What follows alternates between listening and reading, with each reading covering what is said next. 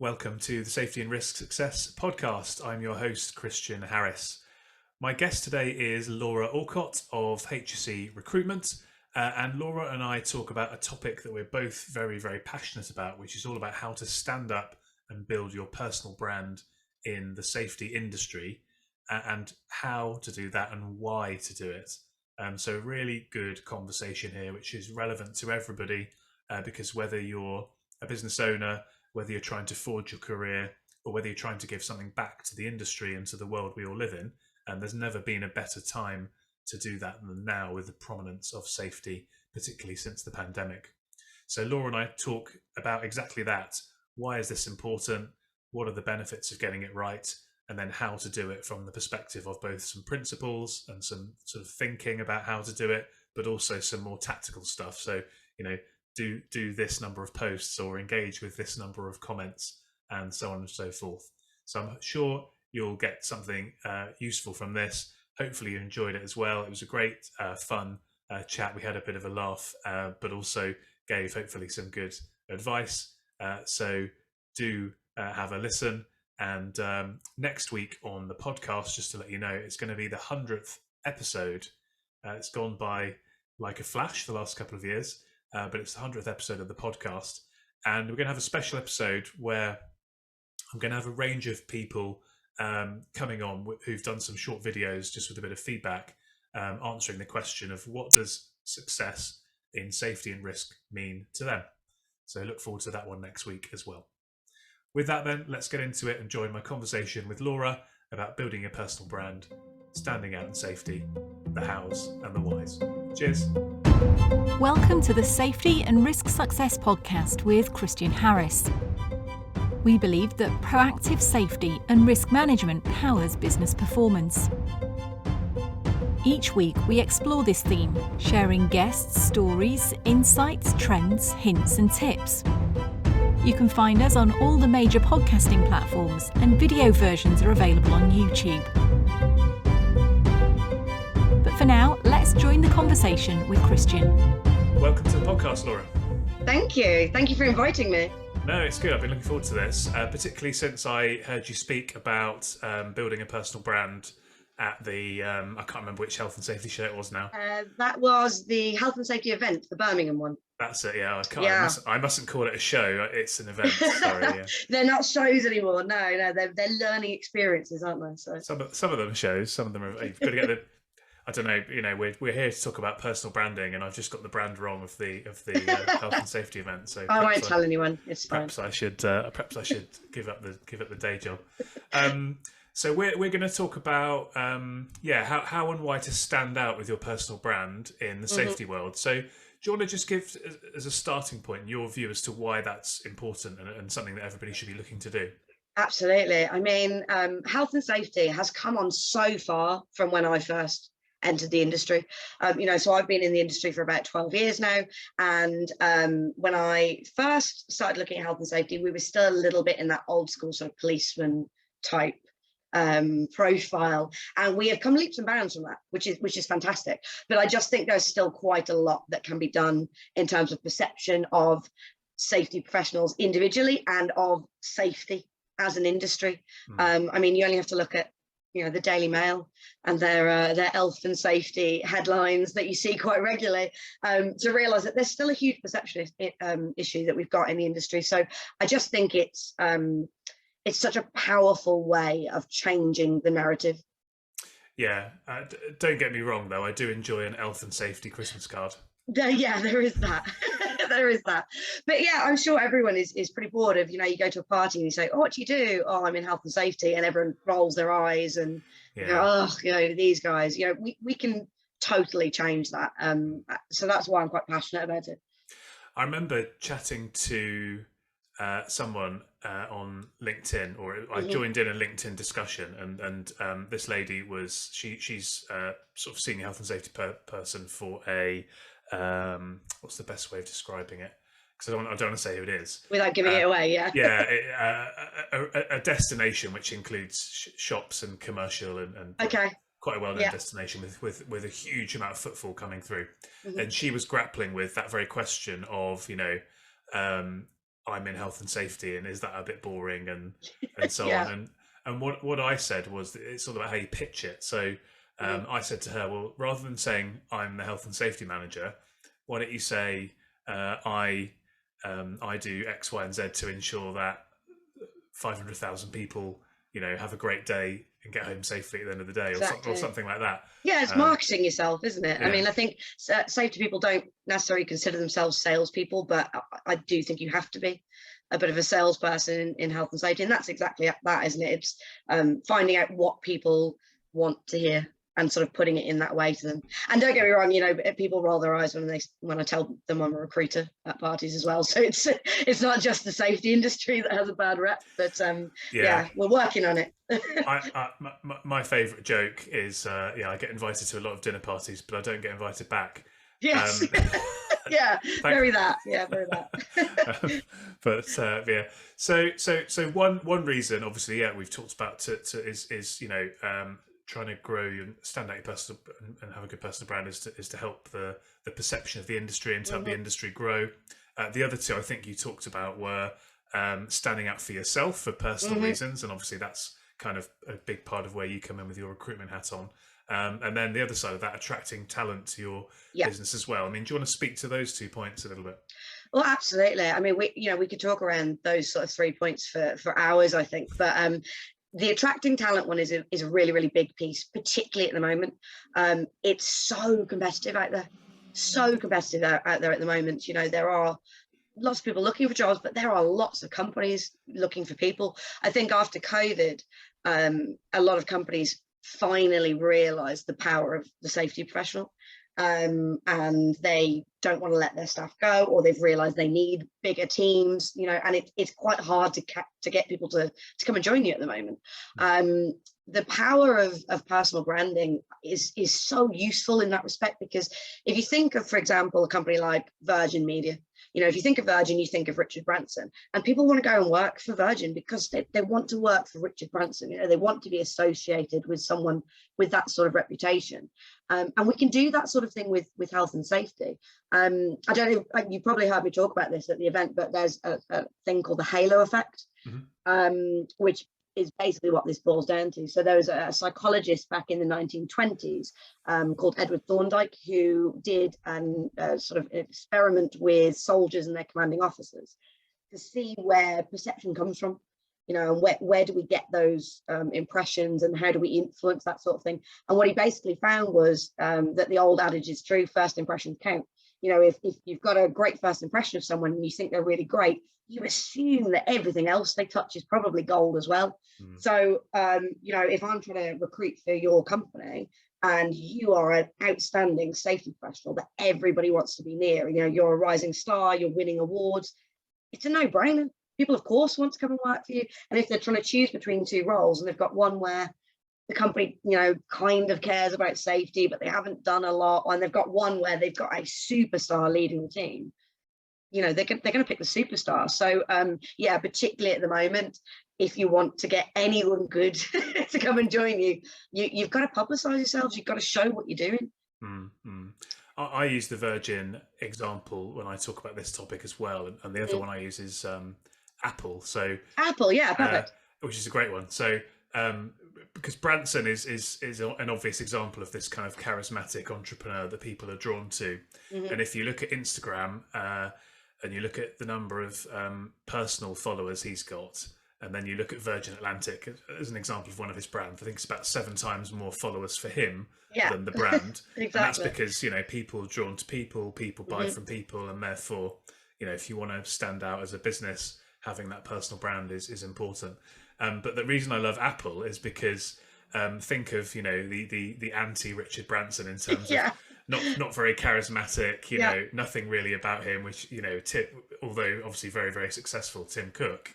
But even here, he has got multiple numbers of followers on his social media personally versus Apple, the brand, and Apple's the biggest brand in the world. So absolutely, it's very true that that people want to build relationships with people, not brands. Absolutely. And I think that raises a really good point, because people ask me this all the time about the social media aspect, and they're not very confident, and they say, I'm not someone who's putting myself out there all the time, and I'm not that sort of charismatic Richard Branson type.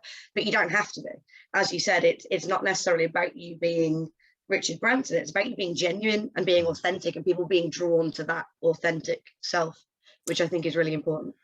Yeah, and it's getting your ideas out there as well, isn't it? It's not so much like I put myself out there, right? I do podcasts and events, and I do posts and whatever. But you'll never find me sort of doing what I deem these kind of cheesy, like, posed photographs.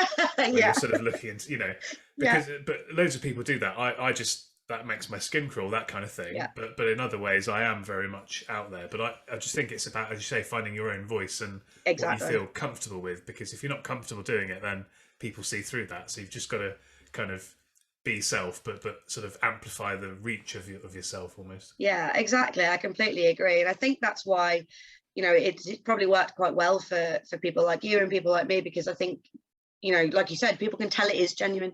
So you are making real connections, and that's what we want as well. We're not just telling you to go out there and create a personal brand and be dishonest just to get on in life. This is about genuine connections, because that's what's going to help make the industry better, as well as helping yourself. So yeah, super important for attracting people.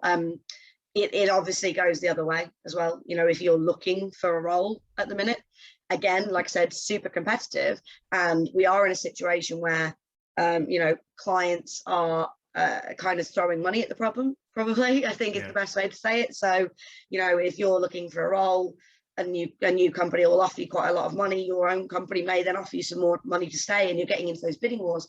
But bidding wars are still going to be for the best people, and the people that are putting themselves out there and that have that perception.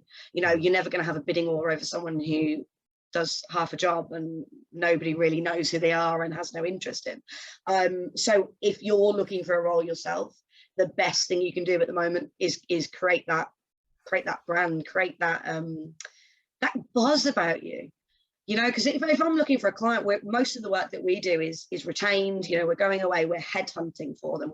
We're going and speaking to people that might not be actively looking, but have kind of put their hand up and said, I'll take a phone call.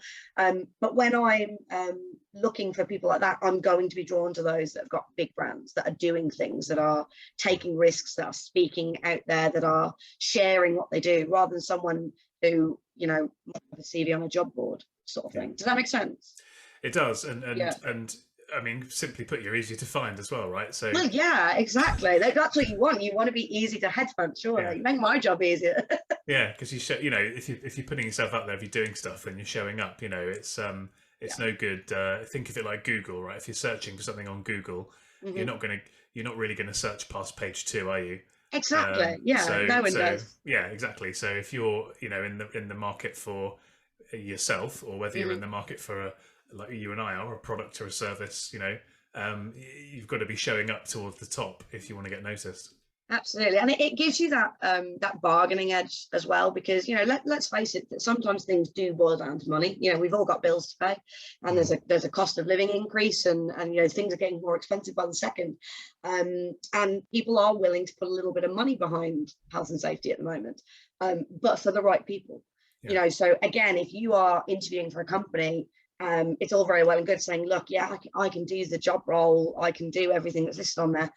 That's fine. But if you go and you say, well, that's great, but you're an events company, I'm involved with the Irish events branch, I actually spoke at this the other week, they're going to see again that potential for the halo effect, for you to go out there and make them look great, and it's going to give you a bit of an edge, and they're going to be more willing to put some cash behind you. Yeah, and I think it's also interesting that you've picked up on some points there, which we released some research called The State of Safety, and we talked about it last week on the podcast, actually.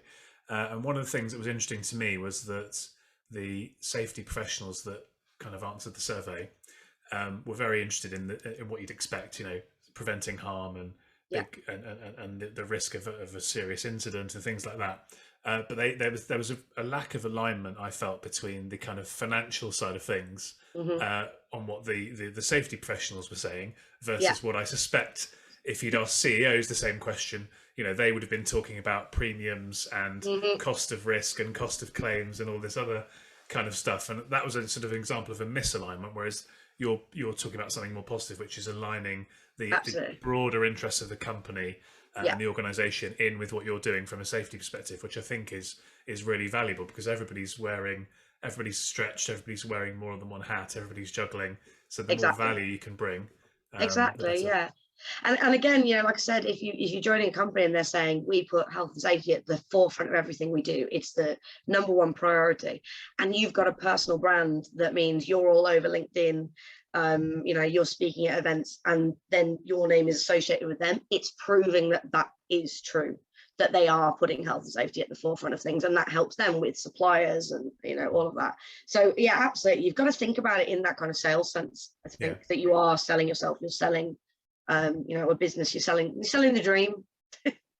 Selling the dream, I love it. Well, that's interesting, because I find that it's it's more difficult to sort of resonate with the positive aspects of safety than it is to sort of hone in on the negative side of things. Yeah, we actually at HSE Recruitment, we clocked that ourselves quite a few years ago, and we made it our kind of mission statement to only put positive things out there about health and safety, because there is so much bad news in the industry. We understand what it is that happens on a day-to-day basis. You've only got to look at the most read stories on SHP, and it's always there's a fine, there's a death, someone's lost a limb. Bad things happen. But if that's the only thing that we ever read and that's the only thing we ever publicize, it gets very depressing for us in the industry, because we know we're doing great things, but no one knows anything about them. No one's talking about them. But also, we've got a massive skills gap in the safety industry at the moment. We've got to start attracting younger people in. And who wants to go work for an industry where it's all just doom and gloom? Particularly, these, I don't even know what generation we're on there, whatever the 18, 19-year-olds are now. But they're a generation that wants to be positive and they want to make a difference. They're very about the ethics of something. And if they think that health and safety is just standing there with a clipboard and, just tick boxing it, and then, people might die, people might not, that doesn't draw them. If they see it as a positive industry where they're going to get the chance to work somewhere where every single day they're going to make a difference, there's going to be a physical impact, there's going to be an ethical and a moral impact, they will be drawn to this industry like flies. We've just got to get that message out there. Which is the tough bit. Two things on that. On your second point, fully agree, and I've been saying this, to me it's the best ever time to be in this industry, because we've never had more focus, we've never had more sway, we've never had a greater opportunity to actually get things done and make a positive impact. So I think to that extent that's great. And then I would love to maybe offline pick up that point about being more positive and see. I think we should try to put a bit of a working group together or something, and we'll try and work on this and try to have some more influence about the narrative. I would love that. Yeah, definitely. I'm thinking that Louise Hosking would probably want to get involved. Yeah. And I can think of others, as I'm sure you can. So let's pick that up, and we'll report back on that in a few months on the podcast. Deal. But even looking at the thing about getting the youth into it, that's something I think a few people that I know in the industry we have tried to do. We've tried to get routes into schools and try and get that positive message out there, and it is really, really hard. And I think it's something we maybe all need to take on as a bit more of an individual responsibility about spreading that message. So myself, and I don't know if you know Marisa Firkins.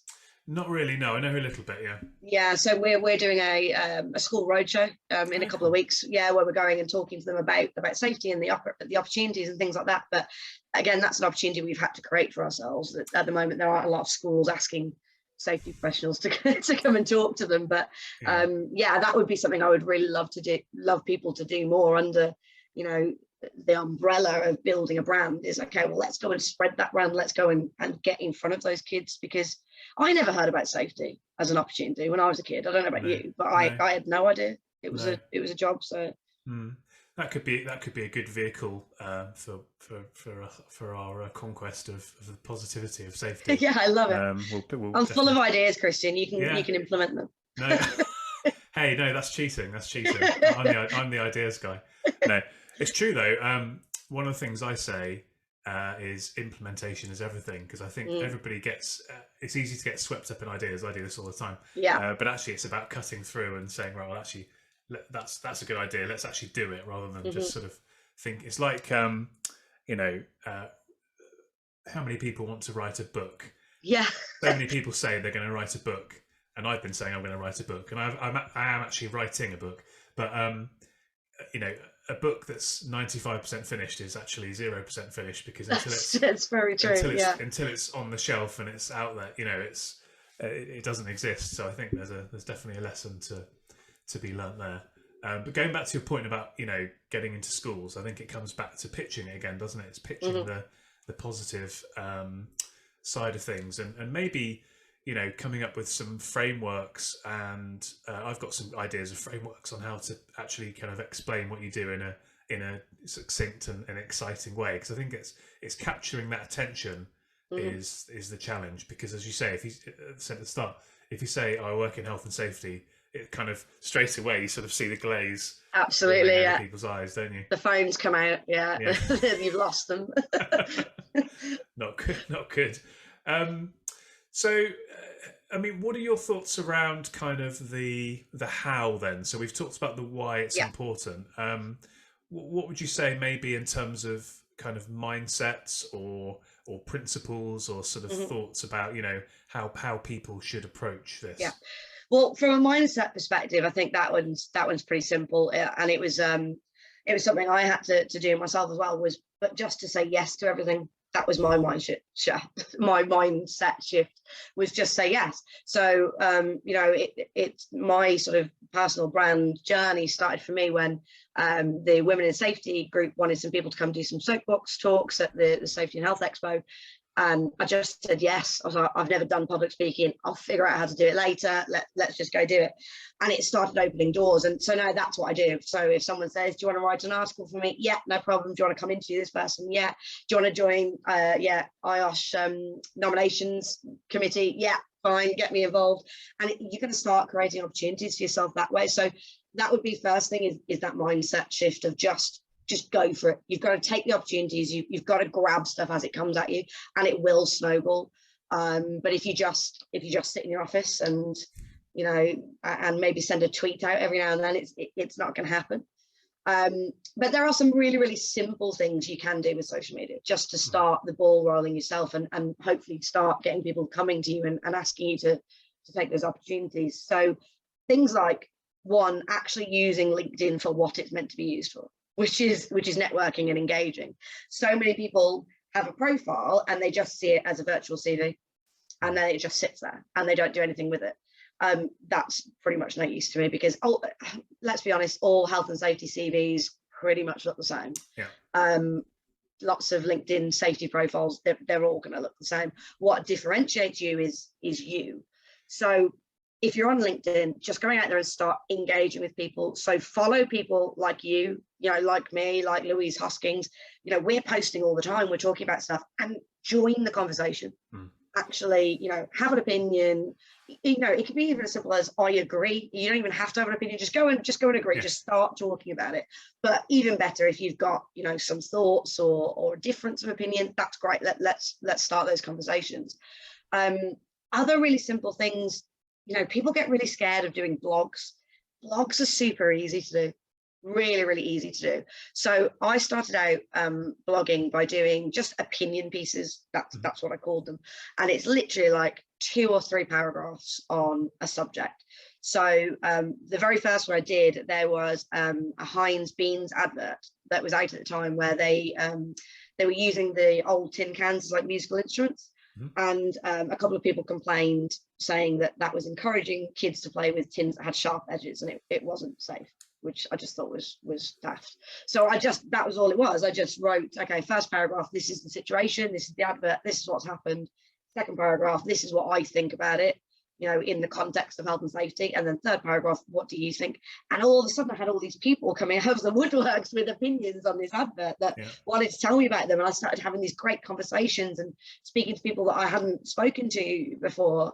And it can be as simple as that. So things like, okay, so if you're into Formula One, for example, we've seen the crash over the weekend in F1. There was one in F2 as well, where the halo cage has saved their lives. And this was something that people were not keen on implementing, even though it was absolutely the right thing to do in terms of health and safety. They didn't want to implement it because they thought it spoiled the experience for the fans, because they couldn't see the drivers properly. And yet this weekend alone, it saved 3 people's lives. That's something like that. If you're interested in Formula One and that comes up, you could write a blog on that. Easy. It would take you seconds just to be like, this is something I'm passionate about. This is the situation, and just start having those conversations with people. So, use LinkedIn for what it's meant to be for. That's the first big one. Go and talk to people. I think people are a bit scared to start chatting, I guess. Yeah, no, I think you're spot on there. I rip off an expression that a guy called Daniel Priestley, I've mentioned before on the podcast, uses, which is prolific beats perfect. So don't procrastinate. Don't try to write a 1,000-word blog. Just put something out there regularly that's short, but encourage engagement, which I think is the key thing. And then be generous with engagement on other people's content and posts, and then that is what starts to create those conversations. Because fundamentally, if you're sitting there with a LinkedIn CV, as you say, or you've got a Twitter account that's dormant, or whatever platform we're talking about here, or if you go to a physical networking event and you just sit in the corner and don't talk to anybody, people aren't going to know you, and they can't like you and trust you until they know you. So to be known, you've got the first part is you've got to actually do something proactively to enable that. And people worry about the blog thing because I think sometimes we think, I'm not a good writer, my grammar's not great, I'm not sure how to phrase things properly, and that's what gets people stuck, because like you said, they want it to be perfect, and it's not about that. Because again, if we're coming back to that thing about being genuine, people aren't perfect. You're not going to spell everything perfectly, and the grammar's not going to be perfect every time, and you might get the odd very frustrating person who will point it out to you, but it doesn't matter. It really doesn't matter, because if you write in your vernacular and you write the way that you would have that conversation, people are going to get it, so don't worry about the thesaurus and making it fancy. Just get it out there. I think that's good. What about taking it a step further? So once you're doing that, then and you're sort of bit of commenting. I mean, I always say to people, find 10 minutes a day to do some commenting and do a post. If you're starting, do a post on a Monday, Wednesday, and a Friday. Exactly. Spend 10 minutes a day commenting, and then you're off to the races. Where would you go from there? So it just depends, I suppose, how far you want to go with it. There's so many different routes you can go, but I think a lot of people sometimes get tied up with the social media of it all, which is really important. Like we said, get out there, get engaging, get speaking to people, start these conversations. But like you said, even things like physical networking events, now they're coming back after COVID, they're super, super important. And I've met so many great people through physical networking events who I remember because we've had a great conversation. I've been impressed by their passion. I've been impressed by some of the points that they've made. And like you said, there are a lot of people that will go to these events and then you stand in the corner. And I get it. It is scary. I totally get it.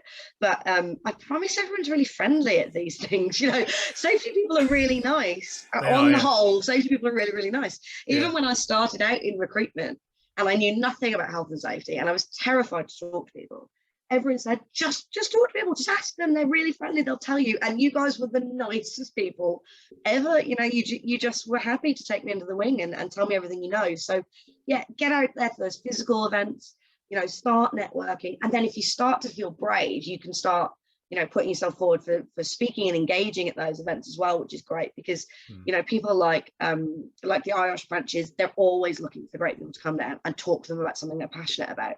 So if you're if you're in logistics and you've got a specialty in DGSA or something, that's something that not everybody knows. You could go and just have a little talk about it for 10 minutes and it's going to be great for you. It's going to be great for everyone in attendance.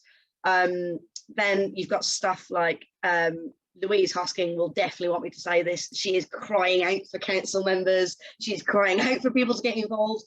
I mean, that sort of stuff is the perfect way of really building a brand, because you're getting out there, you're going to be seen, you're going to be talking to all the right sort of people, but you're also giving back.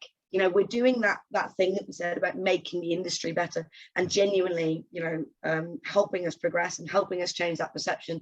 I know Louise is so passionate about taking IELTS, forward into the future and kind of changing the ways that we do things. And the more people we get involved in that, the better. So you're welcome, Louise. I got that plug in for you. just to echo what you said about the physical networking event. So people might be quite surprised to hear this, but I'm sort of probably more introverted than extroverted naturally. I am too. Yeah, I genuinely am too. Yeah. And so for me, like, I actually have, I sit on a virtual stage every week and speak to hundreds of people, and I've done real life events in front of hundreds of people, and that doesn't faze me at all. Don't get me wrong, first time I did that, I got a few nerves obviously, but now it's just second nature, and I'm 100% comfortable doing all of that sort of stuff. But I still get a little bit nervous and a little bit sort of shy in a face-to-face sort of networking thing. I'm saying that because hopefully it makes people that are watching or listening to this think, well, who probably thought I was the most confident man going or something. Actually, there's nothing wrong with being a bit nervous and a bit sheepish, but you just got to keep doing it and get over it, really. Absolutely, practice makes perfect. And I think if you weren't nervous, that's that would be weird. It's very human, of course. To walk into a room, particularly on your own, and then just walk up to someone and introduce yourself is terrifying. I've been doing this for 12 years and it's still quite intimidating sometimes. But again, there's things you can do with that. If you can take someone with you, go in pairs and go and speak to people, just so you've got that little bit of backup. Or even something daft, like someone told me the first time I started networking, is just have something in your hand, like have a glass or something in your hand, so you know what to do with your hands. So because otherwise you'll see me, I wave my hands all over the place anyway, but otherwise you get a bit, how do I stand, how do I just hold something, that's fine, that'll calm you down. So there's loads of little tricks and things like that, but once you do it once, you'll get used to it. There's a great resource, so I'll mention this, and then the link will magically appear in the show notes for everybody. So there's a guy called Andy Bounds who is a sales trainer, and he has done this fantastic, I think 2 or 3 videos about how to approach a networking event using Lego models. Oh, cool. So he sort of sets all the Lego models up in a room in different sort of ways. So, like, for example, if there's a group of 4 people and they're sort of 2 standing face to face and then 2 standing face to face, that's a closed group, so that's a waste of time trying to go and enter into that group. Whereas if people are standing more open, then and if there's 2 people standing sort of, and they're not like face to face, they're sort of slightly at angles, that's an open group, so you can go in. And then he's got suggestions, but very clever, sort of using the Lego tools. So have a look in the show notes. It sounds good. Absolutely, because that open closed group thing is really useful. Once you understand little things like that, it does take the fear out of it. Because my friends and I, if we're out in a pub, there's no point somebody coming over and trying to, like, I don't know who would ever want to come and talk to us anyway, but you don't get recognised in the pub. But we're all sort of middle-aged and past it now, so nobody's going to be coming chatting us up, that's for sure. But we're the definition of a closed group. We're just we're out and we're wanting to chat to each other, and we don't really care about whoever else is there, because we're just there and having fun with each other, kind of thing. So I think just little things like that are really really useful tips. So certainly have a look at the Lego video, and I would say, going back to what you said about not taking up, you were sort of saying don't worry about being perfect and things like that. I fully agree with that. Just I think sometimes people do overcomplicate things, and I think you're better off just to do something. Here's an analogy. So I was chatting on the podcast to a guy who's a barrister, Matthew Snart, and I said to him about defending claims. Is it better to have the world's best health and safety policy that is, drafted A+ and covers every single thing under the sun, but then you can't ever quite achieve what it says, or is it best to have something that's very basic but actually you know that you can do it, and so you're actually ticking that box? And he said, oh, absolutely the latter. So I think that's an analogy for your personal brand and getting yourself out there. Just do small things, but do them consistently, and just do them okay, right? You don't have to be perfect. Absolutely, on the not being perfect thing as well. That was something I learned quite a lot when I started doing the public speaking. So when I did this first event for the Women in Safety group, we had some training with a lady who does TED Talks on how to do public speaking and things like that, and how to conquer the nerves and that sort of thing. And that was kind of all of our main point. Is we were worried that we weren't going to be perfect. We weren't experts on what we were talking about. We knew it, but I'm not going to stand up and say I am the number one person in the world who knows this topic, and that someone was going to call us out, or someone was going to ask something that we didn't know, or and what she basically said was, again, people are generally nice. They don't want to trip you up. As a rule, it's very uncomfortable to watch someone fail on stage. So they don't want you to, they're rooting for you. They want you to do well.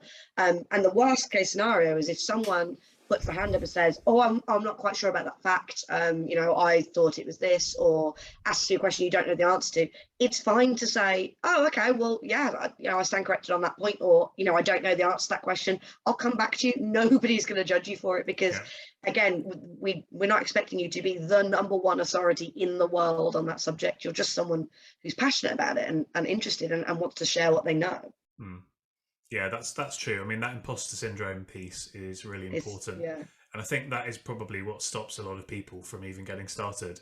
Is the worry, the fear of somebody calling them out or whatever. Which I promise most people are nice. No, people are nice.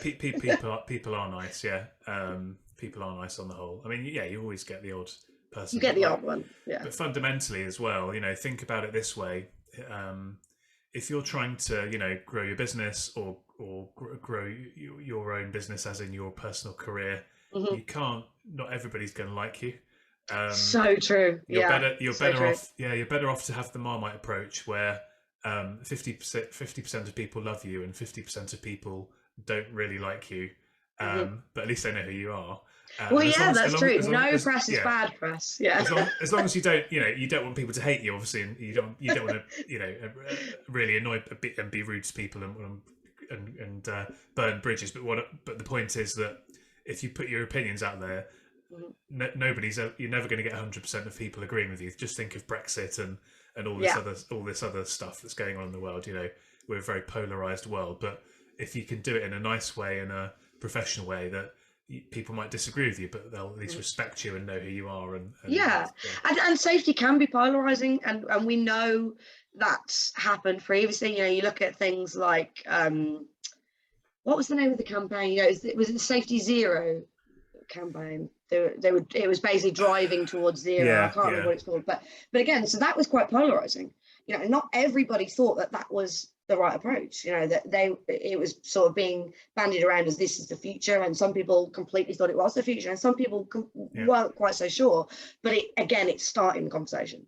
People are talking about it, they're sharing ideas, and again, that's what's making you better. That's what's making you a better professional. It's what's making you better, more well known, and it's what's making the industry better, because we're not siloing ourselves away like I think safety people used to be perhaps a little bit guilty of.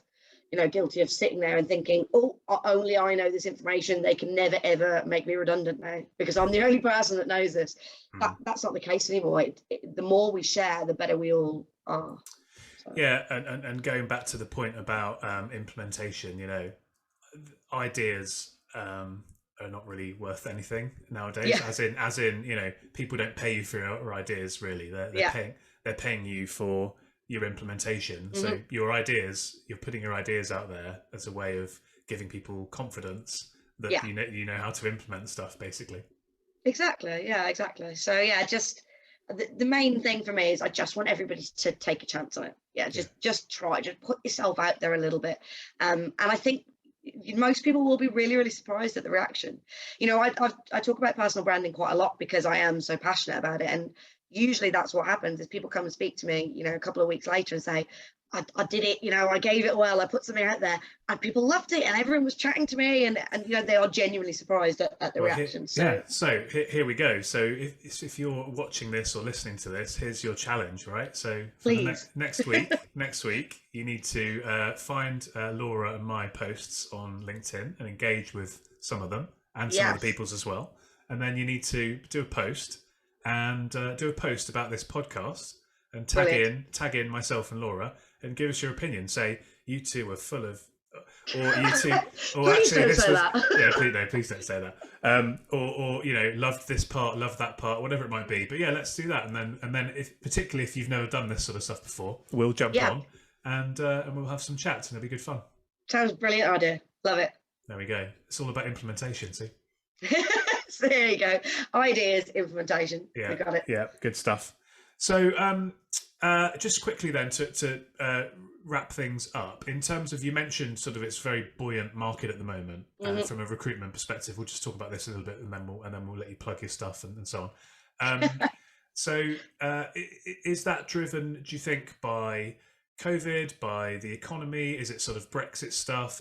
Has it been happening since even before all of that, or is this a new thing? Yeah. What's sort of driving that? It's a combination of everything, to be honest. We're kind of in that perfect storm at the moment for health and safety. So we've been through recessions previously in HSE Recruitment. When I first joined, we were coming off the back of recession, and health and safety is traditionally very, very recession proof. It's a very, very buoyant market off the back of that. So we've got that aspect to it. We've got the COVID aspect to it, which, was a safety driven pandemic. It was health and safety focused, and we had a lot of clients who they had knee-jerk reactions at the very, very start, and they maybe let people go and things like that, but it very, very quickly became apparent that we would not get through this without safety teams. So that's kind of given health and safety a real leg up, I guess, within a lot of companies. They've suddenly got that voice that they've been looking for, all the time.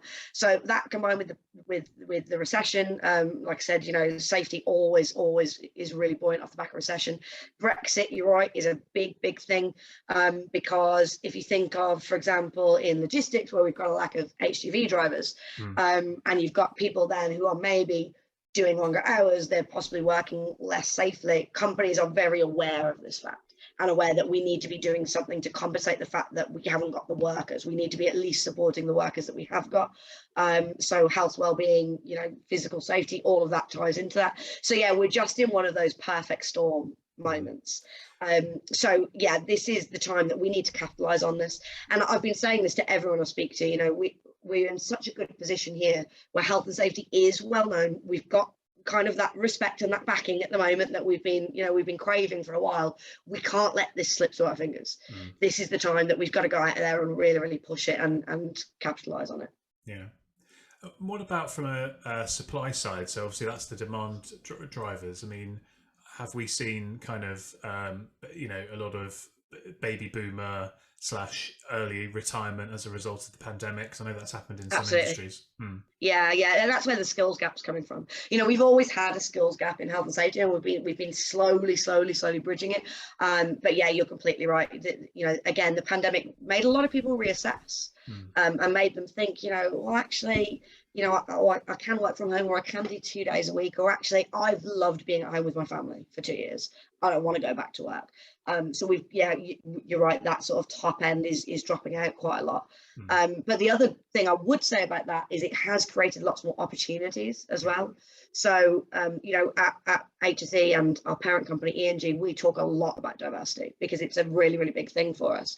And we have found that actually diverse hires are massively on the rise because COVID has kind of allowed those opportunities, because it's now quite hard to recruit people, and they're because they've had to think about things like working from home and flexi working. It's given opportunities to people that they maybe wouldn't have considered previously. So they're now more open to people coming over on visas, for example. They're more open to, women getting back into work after having kids. They're more open to people who are carers, because they can give them that flexibility and they can give them that kind of support.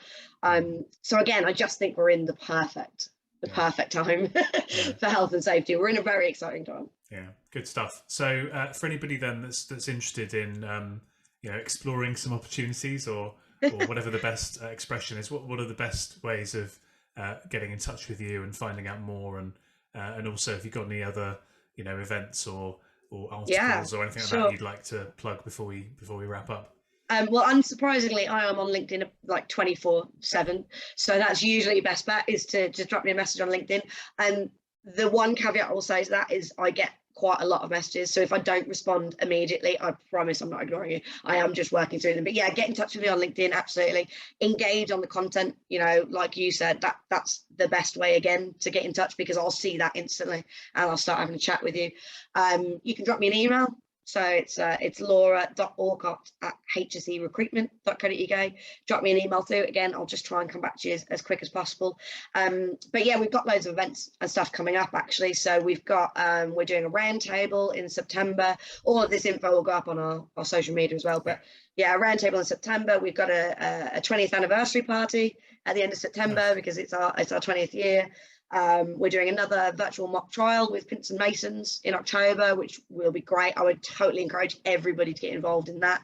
And then I'm going to be speaking at the Rosper Excellence forums, and we're doing an event to be confirmed with RSM later on in the year. So lots going on.